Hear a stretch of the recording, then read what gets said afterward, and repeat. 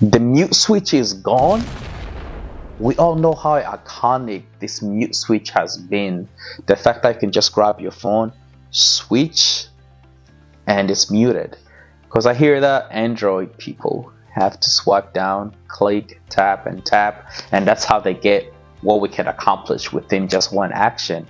And Apple decided to get rid of it. Well, not really, don't get mad. So it's rumored that the iPhone 15 models will be replacing the mute switch with the button, like the action button that we saw back with the Apple Watch Ultras. And then with this action button, you'll be able to program it to do an action, where one of the actions that Apple is going to allow. So every time you push it, you don't just get mute.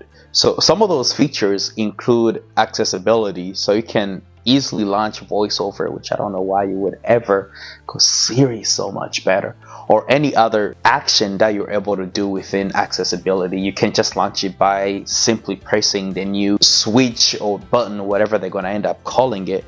Then other feature involves a shortcut. If you have such a shortcut that you need to access, or if you have to text your girlfriend or boyfriend good morning text and you just do it through an action, you can just push a button. So instead of having to unlock your phone, go through your phone and click on it, you can just push a button and it's going to send it automatically.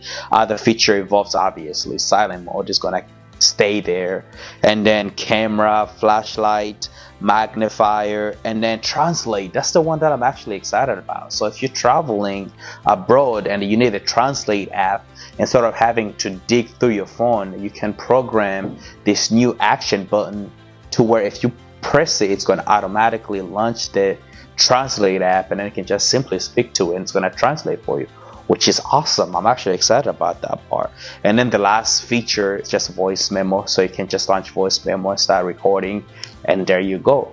But the actual question right now is Apple going to allow us to be able to program more than one action with this button? Because it will be kind of lame them having to set this new button up and then you can only get mute out of it. Because what if they can set it up to where if you do a single tap, you get the mute. If you do a double tap, flashlight. If you do a hold, you get your translate. If you do a triple tap, you get another feature. That's kind of what we're trying to wait for Apple, but we won't find out until September. So I'm kind of excited about that. I think that's actually an awesome change that Apple is making.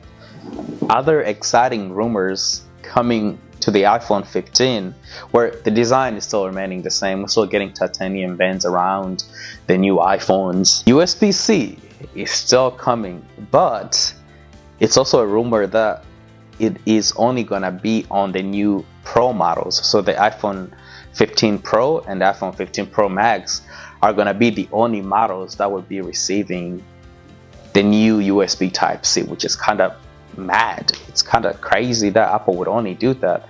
But another rumor saying that we're gonna get USB-C on all the phone models, but the Pro models, since they're the ones who are gonna have these big video files, there will be receiving Thunderbolt. So there will be the only ones who are able to access features like fast charging, fast data transfer, and so much more. Other rumors involve we are getting a pink and a blue iPhone 15.